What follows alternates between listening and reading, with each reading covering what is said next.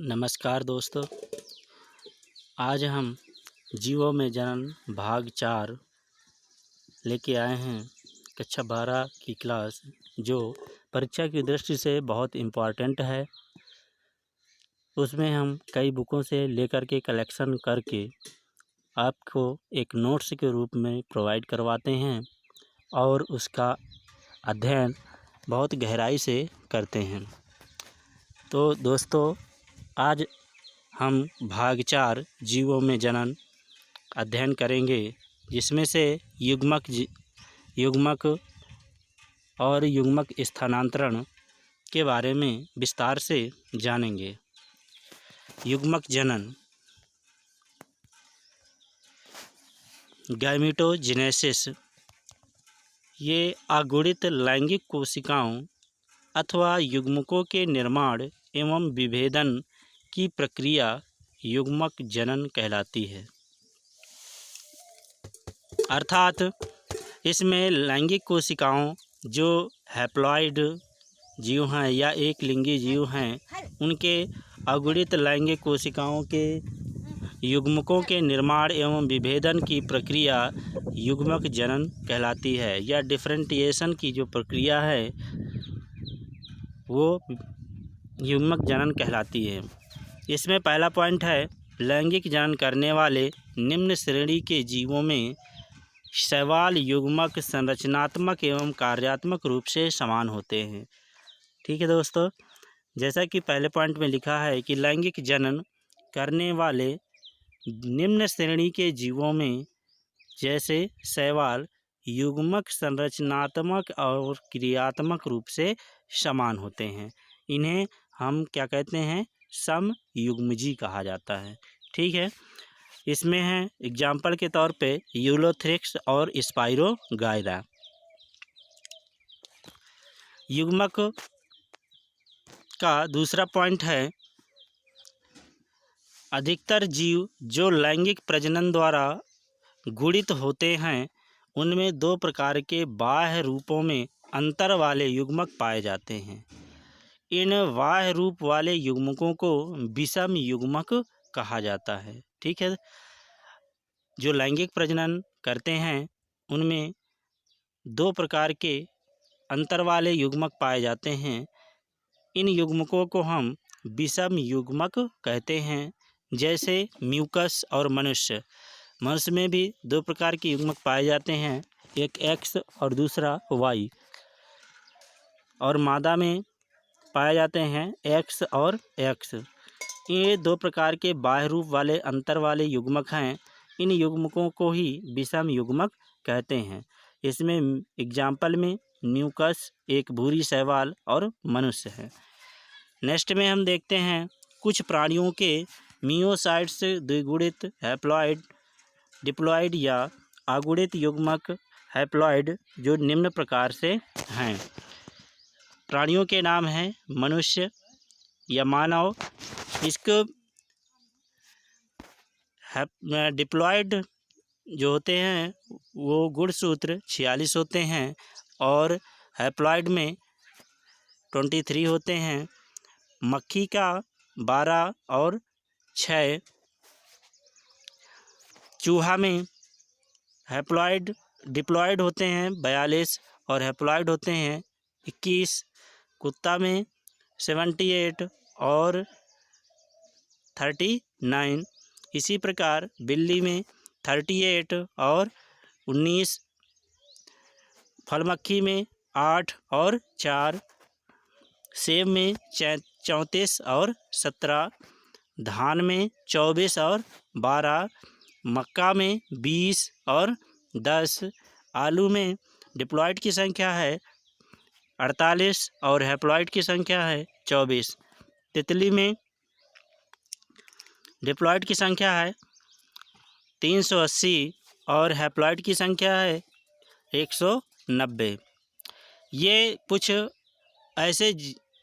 कुछ ऐसे प्राणी हैं जिनके डिप्लॉइड और हैप्लॉइड गुणसूत्र या युग्मक आपको स्क्रीन पर दिखाए गए हैं। नेक्स्ट में हम चलेंगे युग्मक स्थानांतरण में। युग्मक स्थानांतरण गैमीट ट्रांसफ़र। इसमें युग्मक स्थानांतरण से आशय है कि नर व मादा युग्मक एक दूसरे के समीप आते हैं ताकि निषेचन की क्रिया सफलतापूर्वक संपन्न हो सके। इसमें नर और मादा के जो युग्मक है वो एक दूसरे के समीप आते हैं और एक निषेचन की प्रक्रिया को सफलतापूर्वक संपन्न करते हैं। नेक्स्ट में है, पहला पॉइंट है, समयुग्मकों में दोनों ही युग्मक गमनशील होते हैं और एक दूसरे को आकर्षित करते हैं। जी दोस्तों, जो समयुग्मकी होते हैं उन दोनों ही नर और मादा के युग्मक दोनों गमनशील होते हैं और एक दूसरे को आकर्षित करते हैं। दूसरे पॉइंट में है, जो विषम युग्मक को दर्शाते हैं, इसमें एक युग्मक स्थिर रहता है जिसे हम मादा युग्मक कहते हैं तथा एक युग्मक गतिशील होते हैं जिसे हम नर युग्मक कहते हैं, नर युग्मक कहा जाता है। ठीक है, जो स्थिर होते हैं, ऐसे युग्मक जो स्थिर होते हैं उन्हें हम मादा युग्मक कहते हैं और जो गतिशील होते हैं उन्हें हम नर युग्मक कहते हैं। नेक्स्ट में पॉइंट है, नर युग्मकों की संख्या मादा युग्मकों की अपेक्षा अधिक होती है।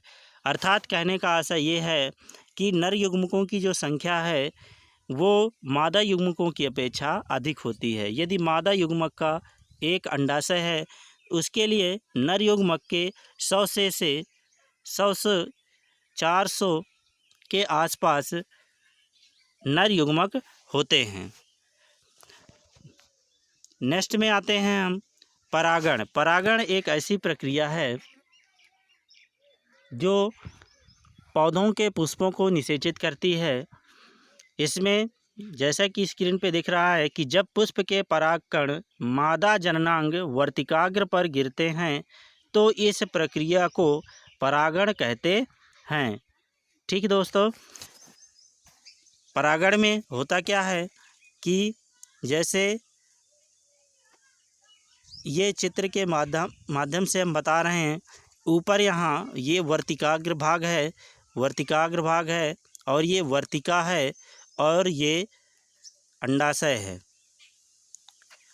ठीक, वर्तिकाग्र, वर्तिका और अंडाशय ये पुष्प का मादा जननांग है। जब नर जननांग से परागकण निकल करके पुष्प के मादा जननांग अर्थात वर्तिकाग्र पर आते हैं तो इसको निषेचित कर देते हैं। इसे ही हम परागण की क्रिया कहते हैं। यह परागण दो प्रकार का होता है, एक होता है स्वपरागण और दूसरा है परपरागण। स्वपरागण सेल्फ पॉलिनेशन, जब एक पुष्प के परागकण उसी पुष्प अथवा उसी पौधे के किसी दूसरे पुष्प के वर्तिकाग्र पर पहुंचते हैं, स्वपरागण कहलाता है। ठीक दोस्तों, जब एक ही पुष्प के परागकण उसी पुष्प